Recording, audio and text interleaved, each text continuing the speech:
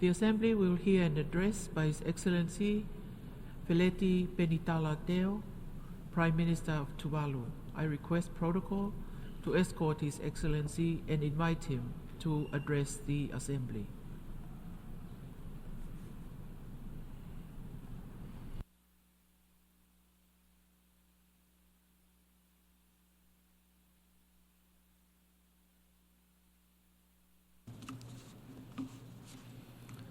Excellencies, Madam President, I am humbled and indeed honored to stand before you today at this August Assembly for the first time as the Prime Minister of Tuvalu.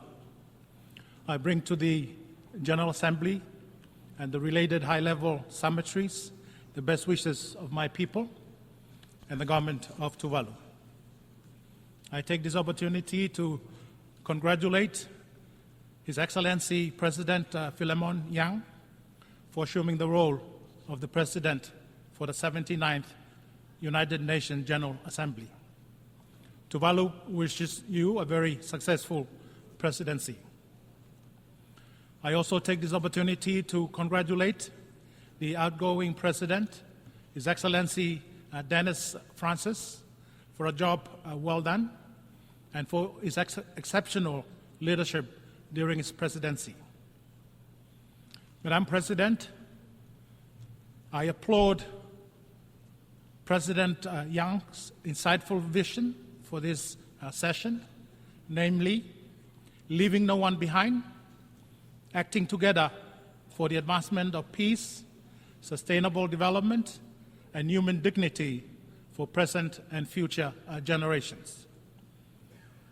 The theme challenges us to work in unison to advance peace and security, sustainable development, and human dignity. Considering how off-track the progress of the SDG, it is a timely and pragmatic call. We must therefore advance in unity as a family of nations. However, it is imperative to recognize the inherent disparity in our respective developmental capacities. The LDCs and the SIDS, trailing on the lower end of the global economic scale, face persistent and significant financial challenges in their developmental efforts. For Tuvalu, a purely import-oriented economy, our economic fragility is further compounded by poor natural endowment, geographical isolation from major markets, and environmental vulnerability to climatic crisis. Madam President, your vision to promote human dignity at this critical moment is highly commendable. Ensuring that all individuals have access to resources and opportunities to participate in international decision-making processes is crucial for a just and effective response to these global challenges. In that regard, it is regrettable that the Republic of China, Taiwan, continues to be excluded from the United Nations system, despite its significant contribution and partnership across various development sectors. The UNGA Resolution 2758 does not preclude Taiwan's meaningful participation in the UN system, and therefore must include Taiwan so that no one is left behind. As a vibrant democracy that has made remarkable progress on the SDG, Taiwan is well positioned to make meaningful contribution to global efforts in achieving those goals. It is also regrettable to observe that the people of Cuba continue to bear the economic burden of long-standing unilateral economic blockades. With such measures, Cuba is denied crucial international development assistance and partnerships necessary for its recovery and rebuilding efforts. Tuvalu aligns itself with member states that supports the lifting of those blockades and join other member states' call for the removal of Cuba from the list of state sponsors of terrorism. Excellencies, Tuvalu applauds the Secretary General and his team for their tireless efforts in the organization of several important high-level meetings this week. Tuvalu also commends the commitment and constructive contribution by all member states that enable the success of those meetings. Excellencies, Tuvalu welcomes and supports the Pact for the Future, adopted earlier this week at the Summit of the Future, together with the Declaration on Future Generations and the Global Digital Compact. What is needed now is robust political will and unwavering commitment to implement the provision of the Pact. We are heartened by the Pact's call for a bold and comprehensive outcome document on addressing climate change at the upcoming COP29 in Azerbaijan. While climate change affects every nation, its impact are disproportionately felt more by small island developing states like Tuvalu. Despite our insignificant contribution to climate change, we face the most severe consequences when climate-induced disasters do occur. We therefore urge all member states to honor their commitment to increase support for climate finance and technology transfer to help nations like Tuvalu develop and enhance their adaptive resilience. The science is very clear. Atmospheric temperatures continue to rise due to the increasing emission of greenhouse gases from burning fossil fuels. Therefore, phasing out fossil fuels is crucial to global efforts to reduce carbon emission and to curb global warming. Towards that objective, Tuvalu and several other like-minded nations are leading the promotion for the Fossil Fuel Non-Proliferation Treaty Initiative. The initiative is to garner international support on a binding treaty arrangement that regulates and limits the use of fossil fuel with the ultimate objective of total phase-out. And I take this opportunity to invite other member states of the United Nations family to support the initiative. And I express the sincere hope that the commitment in the Pact provide the much-needed reboot to the global multilateralism architecture and the UN system generally. Tuvalu supports and looks forward to the effective implementation of the Pact for the future to build a more equitable global system where no nation and no community is left behind. Excellencies, climate change-induced sea level rise is and will always be a top priority for Tuvalu. Sea level rise is not only a top development priority, but also a top survivability priority for Tuvalu. The Pacific Ocean that used to define us will soon engulf us and will determine our future existence if sea level rise is not halted and the Tuvalu coastlines are not suitably fortified and reinforced. Sea level rise is a global and a multidimensional phenomenon that requires immediate global actions. For Tuvalu, sea level rise poses the greatest existential threat to our economies, to our culture and heritage, and to the land that nourished our ancestors for centuries. Current predictions on the rate of sea level rise are frighteningly disturbing. The predictions are that in 26 years' time, by 2050, more than 50% of Tuvalu's land territory will be regularly flooded by regular tidal surges.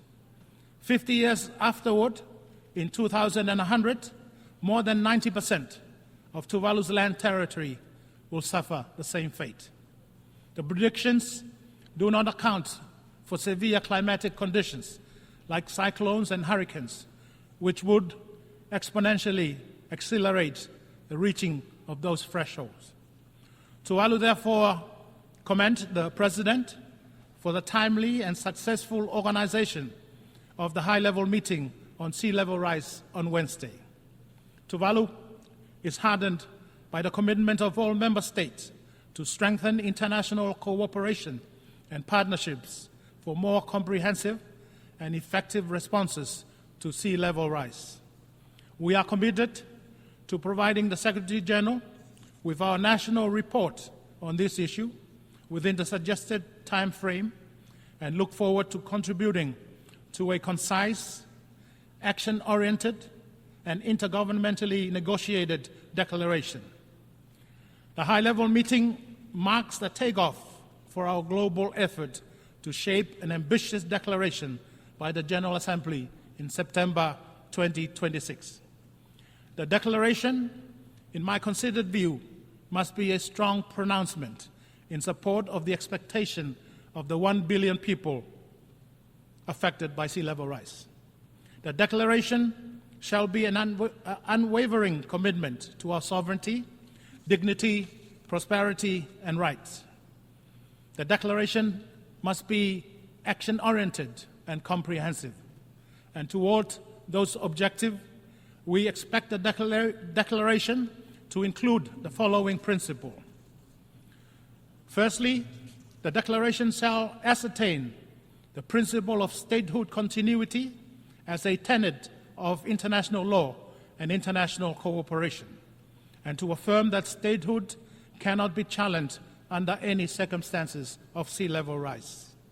Secondly, the declaration shall reaffirm the permanency of maritime zones established in accordance with the United Nations Convention on the Law of the Sea.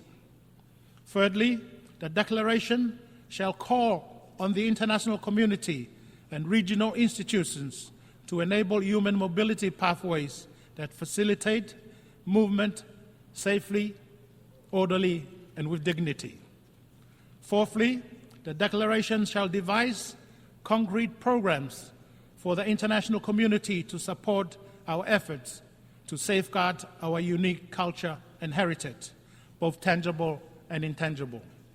Fifthly, the declaration shall establish dedicated and innovative financing mechanisms to support the positive adaptation journeys of the most vulnerable communities. And finally, the declaration shall underscore the importance of knowledge, data, and science to anticipate and plan for the impact of sea level rise. Excellencies, I wish to reiterate the commitment of Tuvalu to address the effect of climate change through identified science-based transformative adaptive solutions. These solutions are designed to reclaim and elevate land, enhance our resilience against sea level rise, and ensure our sovereign rights to our land and cultural identity are safe and protected for our future generations. I acknowledge the efforts of the Pacific people and leaders in addressing the pressing issue of sea level rise. The Pacific leaders, in their annual meeting in Tonga last month, reiterated the importance of the 2021 Declaration on Maritime Boundary Preservation and the 2023 Declaration on Statehood Continuity and Climate Change-related sea level rise protection.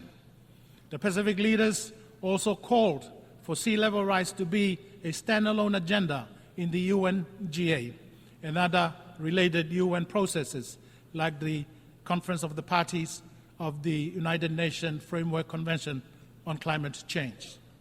Furthermore, in 2021, Tuvalu, in collaboration with Antigua and Barbuda, established a Commission of Small Island States on Climate Change and International Law.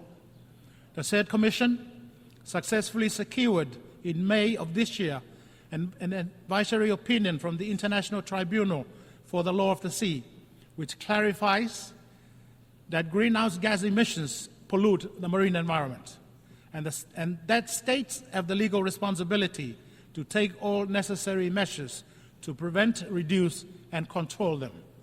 This advisory opinion is a significant development as it shifts a conversation from political commitment to binding legal obligations.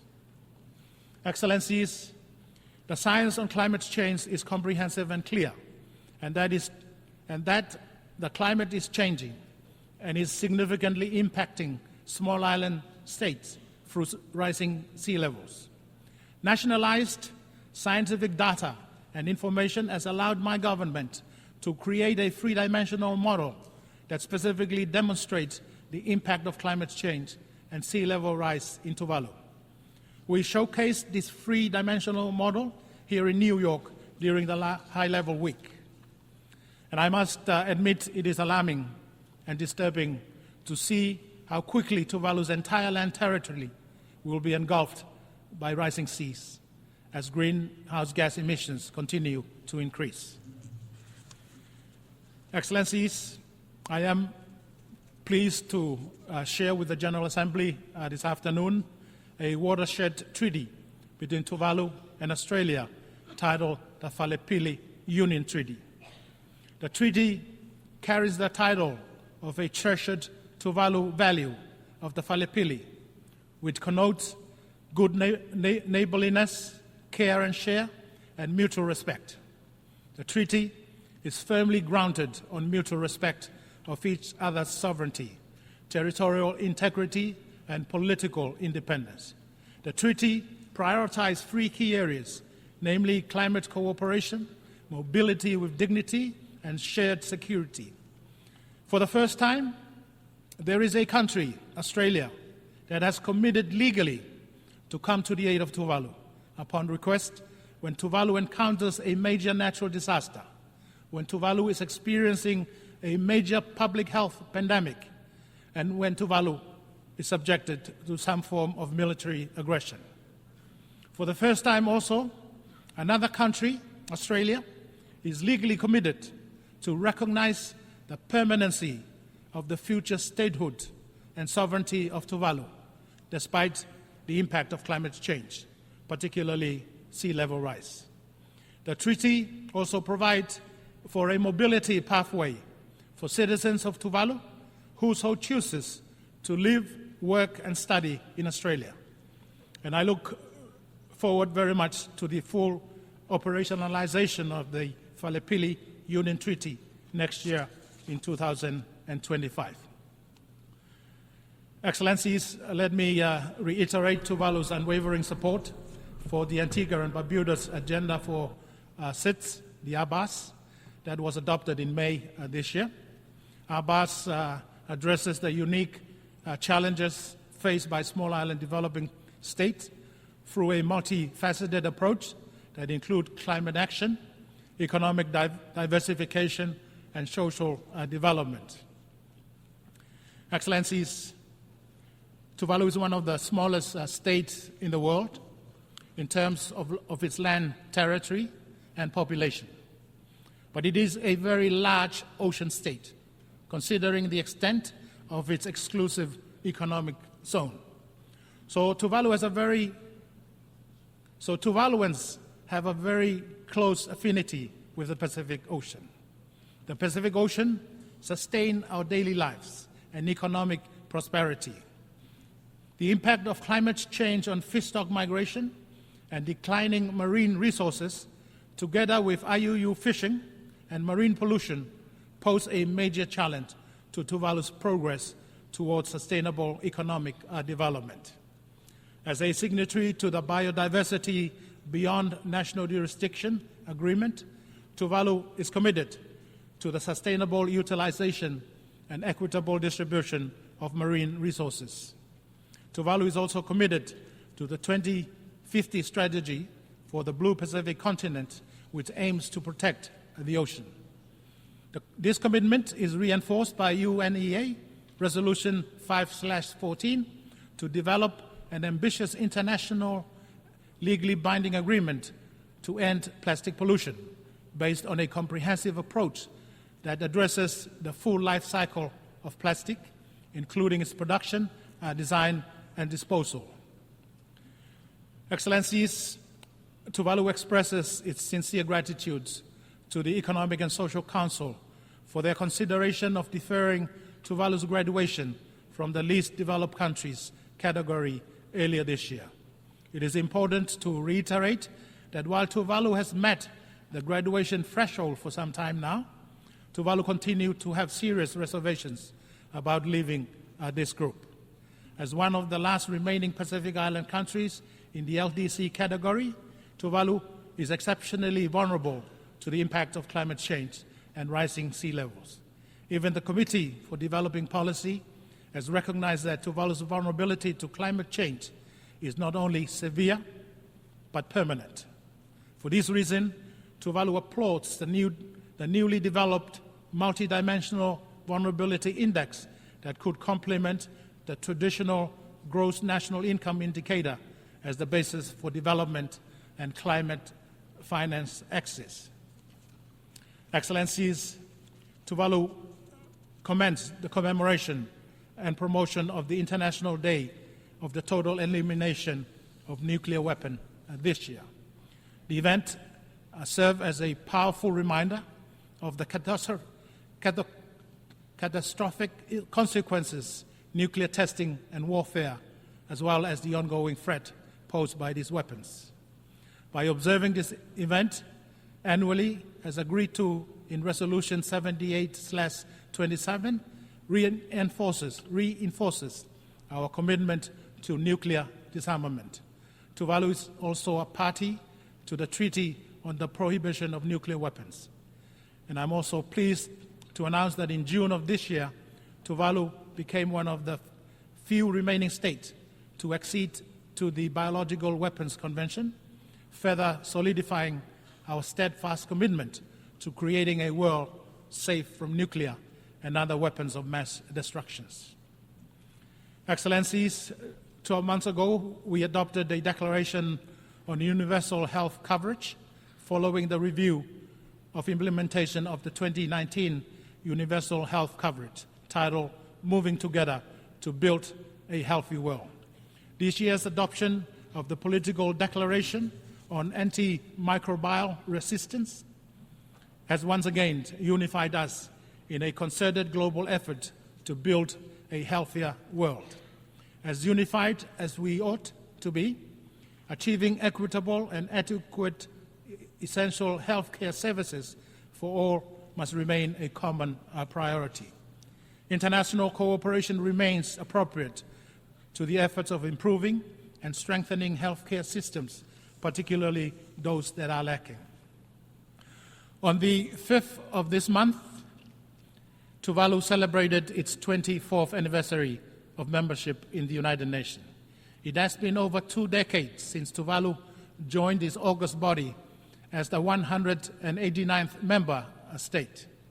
Tuvalu remains grateful for the privilege to engage with other member states in our common pursuit for the advancement of peace and security, sustainable development, and human dignity for present and future generations. Next week, on the 1st of October, will be Tuvalu's 46th independence anniversary. And as I prepare to celebrate this momentous occasion for the first time as the Prime Minister of Tuvalu, I wish to take this opportunity to express my special appreciation and gratitude to the United Nations and its member states, and in particular, Tuvalu's generous traditional and emerging partners for all the support and assistance afforded to my country. Excellencies, in conclusion, I render Tuvalu's unwavering support to the Pact for the Future and for the accompanying declaration and compact adopted during the Summit of the Future earlier in the week. I express the sincere and genuine hope that the commitments in the Pact provide the much-needed reboot to the global multilateralism architecture and the UN system generally. The global community must seize this opportunity to reaffirm and to recommit to multilateralism and international cooperation, to the Sustainable Development Goals, and to the principle of the United Nations Charter. Tuvalu calls on the global community to rally behind the Pact for the Future and to build a more equitable global system where no nation, no community is left behind, particularly those frontline nations to the devastating impact of climate change and the climate change-induced sea level rise, like my country, Tuvalu. I thank you, Madam President. Whakaftailasi, Tuvalu mo te tua, Tuvalu for God.